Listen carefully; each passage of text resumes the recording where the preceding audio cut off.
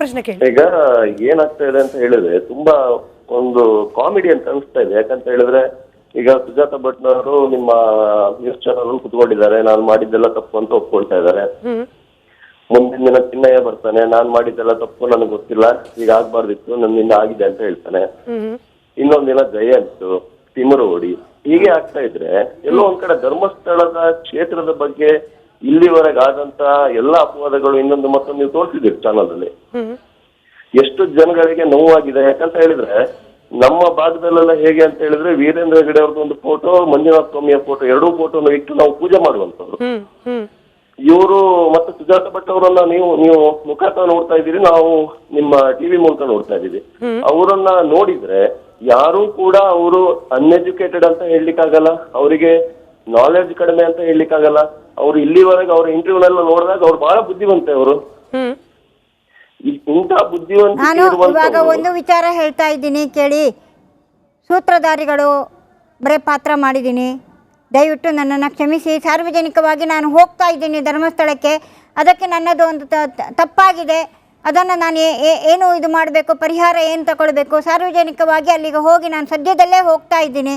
ದಯವಿಟ್ಟು ಅಲ್ಲಿಗೆ ಇಲ್ಲಿಗೆ ಮುಕ್ತಾಯ ಬಿಟ್ಟು ಬಿಡಿ.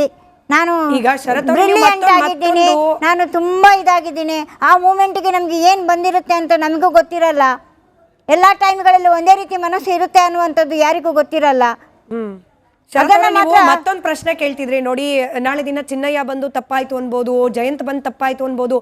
ಈಗ ದಶಕಗಳಿಂದ ಧರ್ಮಸ್ಥಳದ ವಿರುದ್ಧವಾಗಿ ವ್ಯವಸ್ಥಿತವಾಗಿ ಷಡ್ಯಂತರ ನಡೀತಿದೆಯಲ್ಲ, ಅದು ಎಕ್ಸ್ಪೋಸೆ ಆಗೋದು ಹೇಗೆ? ಮಾಡ್ತಿದ್ದ ಆರೋಪಗಳು ಸುಳ್ಳು ಅನ್ನೋದು ಎಕ್ಸ್ಪೋಸೆ ಆಗೋದು ಹೇಗೆ? ಈಗ ಪ್ರಾಮಾಣಿಕವಾಗಿ ಸುಜಾತ ಭಟ್ ಅವ್ರು ಬಂದು ಒಪ್ಕೊಳ್ತಿದ್ದಾರೆ, ಹೌದು ಕೆಲವರು ಪ್ರೊವೋಕ್ ಮಾಡಿದ್ರು, ನನ್ನ ಕೈಯಲ್ಲಿ ಸುಳ್ಳು ಹೇಳಿಸಿದ್ರು, ಅದಕ್ಕೆ ನನಗೆ ಪಶ್ಚಾತ್ತಾಪ ಆಗ್ತಿದೆ. ಆಯ್ತಲ್ಲ, ಅಲ್ಲಿಗೆ ನ್ಯಾಯ ಮಂಜುನಾಥನ ಸನ್ನಿಧಿಯಲ್ಲಿ ಆಗ್ಬೇಕಾದ ನ್ಯಾಯ ತೀರ್ಮಾನ ಆಗ್ತಿದೆಯಲ್ಲ ಮಾಧ್ಯಮದ. ಈಗ ಅವ್ರು ಹೇಳ್ತಿದ್ದಾರೆ ಮಂಜುನಾಥನ ಸನ್ನಿಧಿನಿಗೆ ಹೋಗ್ತೀನಿ ನಾನು, ಅಲ್ಲೂ ಕೂಡ ಕ್ಷಮೆಯಾಚನೆ. ಅಂದ್ರೆ ಈ ಕಳಂಕ ಹಿಂಗೆ ದಶಕಗಳಿಂದ ಕಂಟಿನ್ಯೂ ಆಗ್ತಿದ್ದು ಈಗ ಹಂತ ಹಂತವಾಗಿ ಎಲ್ಲವೂ ಕೂಡ ಎಕ್ಸ್ಪೋಸೆ ಆಗ್ತಿದೆ, ಹಾಗೆ ಅನ್ಕೊಳ್ಬಹುದೇನೋ ಬಹುಶಃ. ಮತ್ತೊಬ್ರು ಬಸವರಾಜ್ ಅಂತ ಹೇಳಿ ದೂರವಾಣಿ ಸಂಪರ್ಕದಲ್ಲಿದ್ದಾರೆ. ನಮಸ್ಕಾರ ಸರ್. ನಮಸ್ಕಾರ ಮೇಡಮ್. ಹೇಳಿ ಸರ್. ಮೇಡಮ್ ಸುಜಾತ ಭಟ್ ಅವ್ರ ನಮಸ್ಕಾರ. ನಮಸ್ಕಾರ.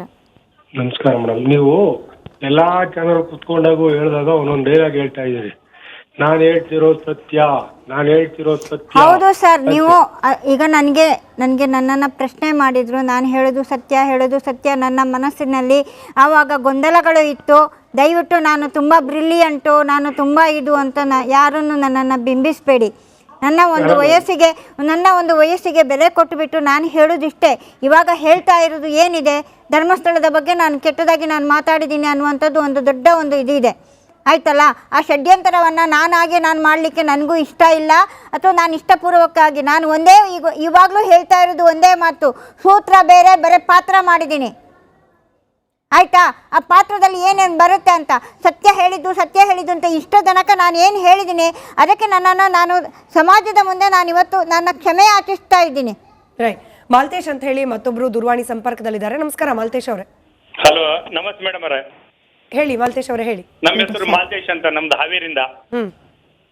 ಸುಜಾತ ಮೇಡಮ್ ಇಷ್ಟೆಲ್ಲ ನಡೆದ್ರು ಎಲ್ಲರಿಗೂ ಗುರ್ತಾಯ್ತು, ಇಡೀ ರಾಜ್ಯ ಜನ ನಿಮ್ ಚಾನಲ್ ಮುಖಾಂತರ ನೋಡ್ತಾರ. ಇನ್ನು ಆ ಮಹೇಶ್ ಅಣ್ಣ ಚಿಮ್ರಗುಡಿಯನ್ನ ಇನ್ನು ನಂಬ್ತಾ ಐತಿ, ಅವ್ನು ಒಳ್ಳೆಯವನು ಅಂತತಿ. ಈ ಅಮ್ಮ ಇಷ್ಟೆಲ್ಲ ನೋಡಿ ಇದನ್ನೆಲ್ಲ ಮಾಡಿದ್ರು ಇನ್ನು ಅವ್ನು ಒಳ್ಳೆಯವನು ಅಂತತಿ, ಅಂದ್ರೆ ಇನ್ನು ಮೋಸ ಹೋಗ್ಬೇಕು ಅಂತ. ಅಲ್ಲ, ಅವ್ರು ಹೇಳ್ತಿರೋದೇನು, ತಿಮರೋಡಿ ಅವರ ಹೋರಾಟ ಸರಿ ಇತ್ತು, ಆದ್ರೆ ಅವ್ರ ಮೇಲೆ ಕೆಲವರು ಪ್ರಭಾವ ಬೀರಿರೋದ್ರಿಂದ ಅವರು ಕೂಡ ಮೋಸಕ್ಕೊಳಗಾಗ್ತಿದ್ದಾರೆ ಅಂತ ಹೇಳಿ. ತಿಮರೋಡಿ ಅವರು ಸರಿ ಅಂತ ಅವ್ರು ಹೇಳಿಲ್ಲ ಮೇಡಮ್. ತಿಮ್ರೋಡಿ, ಟಿ.ಜೆ ಅಂತ ಇವ್ರು ಏನಿದಾರಲ್ಲ ಎಲ್ಲ ಗಿರೀಶ್ ಮಟ್ಟಣ್ಣ ಇವ್ರೆಲ್ಲ ಸೇರೇ ಇದನ್ನ ಪಾತ್ರ ಈ ಒಂದು ಸ್ಲಿಪ್ ಅನ್ನು ರೆಡಿ ಮಾಡಿರೋದು ಇವ್ರು. ಸರಿ.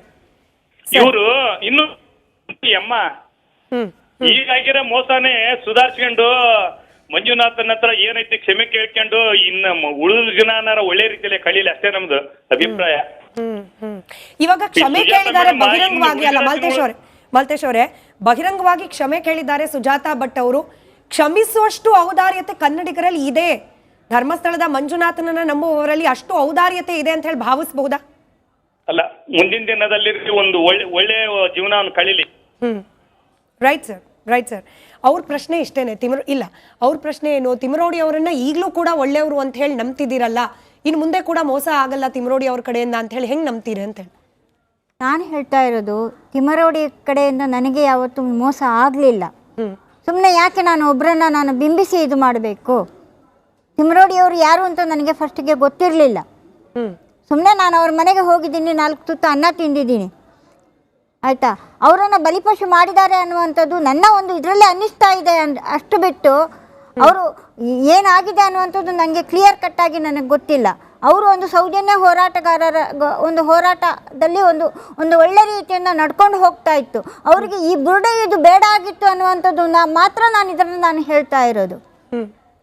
ತಿಮರೋಡಿ ಅವ್ರಿಗೂ ಮೋಸ ಆಗ್ತಿದೆ ಅಂತ ಹೇಳಿ ನಿಮ್ಗೆ ಅನ್ನಿಸ್ತಿದ್ಯಾ? ನನಗೆ ಅನ್ನಿಸ್ತಾ ಇದೆ ಅಂತ ಹೇಳ್ತಾ ಇದ್ದೀನಿ. ಅವರು ಮೋಸ ಹೋಗಿದ್ದಾರೆ, ಅವರಿಗೂ ಬುದ್ಧಿ ಇಲ್ವಾ ಅಂತ ಇವಾಗ ಕೇಳ್ಬೋದು ಜನ.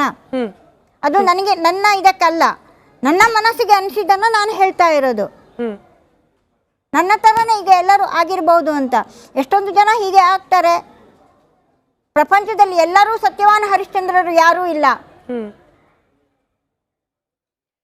ನಾನು ಹೇಳೋದಿಷ್ಟೇ, ಪ್ರಪಂಚದಲ್ಲಿ ನಾನು ತುಂಬ ಬುದ್ಧಿವಂತ ಅಂತ ಹೇಳೋದಕ್ಕೆ, ಪ್ರಪಂಚದಲ್ಲಿ ಎಲ್ಲರೂ ಸತ್ಯವಾನ್ ಹರಿಶ್ಚಂದ್ರರು ಇದ್ದಾರಾ? ಯಾರು ಸುಳ್ಳು ಹೇಳೋದೇ ಇಲ್ವಾ? ಇದಕ್ಕೆ ಪ್ರಶ್ನೆ ಉತ್ತರ ಕೊಡ್ಲಿ. ಸತ್ಯವಾನ್ ಹರಿಶ್ಚಂದ್ರರು ಇದ್ದಾರಾ? ಫಸ್ಟ್ ಇದಕ್ಕೆ ಉತ್ತರ ಕೊಡ್ಲಿ. ಯಾರು ಸುಳ್ಳು ಹೇಳೋದೇ ಇಲ್ವಾ?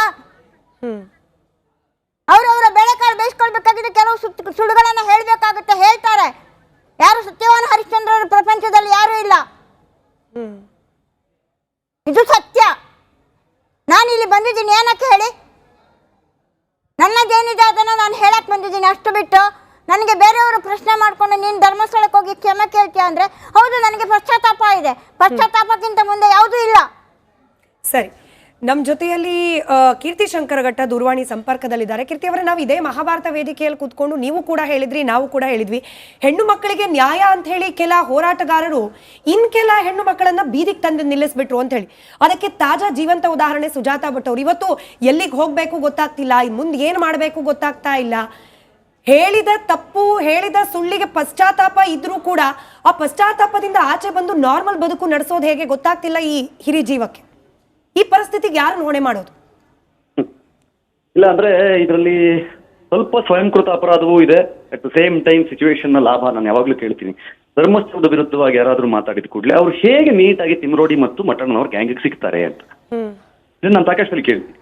ಸೊ ಹಾಗೆ ಇವರ ವಿಚಾರದಲ್ಲಿ ಏನವ್ರು ಹೇಳ್ತಾರೆ, ಶಿವಶಂಕರ್ ಅಂತ ಒಬ್ರು ಸ್ಟಾರ್ಟಿಂಗ್ ಅಲ್ಲಿ ಸ್ಕ್ರಿಪ್ಟ್ ಮಾಡಿದ್ರು. ಅವ್ರೇನು ಉದ್ದೇಶ ಇತ್ತು ಧರ್ಮಸ್ಥಳದ ವಿರುದ್ಧ ಗೊತ್ತಿಲ್ಲ. ಆದ್ರೆ ನಾನು ಹೇಳೋದು, ಆ ವಿಡಿಯೋ ಎಲ್ಲಿ ತಲುಪಬೇಕಿತ್ತೋ ಅವ್ರಿಗೆ ತಲುಪಿತ್ತು. ಅವರು ನೇರವಾಗಿ ಇವ್ರನ್ನ ಹುಡುಕೊಂಡು ಇವ್ರ ಮನೆಗೆ ಬರ್ತಾರೆ ಅಂತಂದ್ರೆ, ಇವ್ರು ಆರಂಭದಲ್ಲಿ ಏನ್ ಹೇಳಿದ್ರು, ಅವ್ರು ನಮ್ಮ ಹತ್ರ ಬಂದ್ರು ಸುಜಾತ ಭಟ್ ಅಂತ ಹೇಳ್ತಾ ಇದ್ರು. ಈಗ ಅವ್ರು ಸ್ಪಷ್ಟ ಕೊಡ್ತಾ ಇದ್ರು, ಇಲ್ಲ ನಾನು ಹೋಗಿದ್ದಲ್ಲ, ಅವರೇ ಬಂದಿದ್ದು ನನ್ನ ಹತ್ರ ಅಂತ. ಬಂದಾಗ ಇವ್ರದ್ದು ಪರಿಕಾ ಸಂಬಂಧಪಟ್ಟ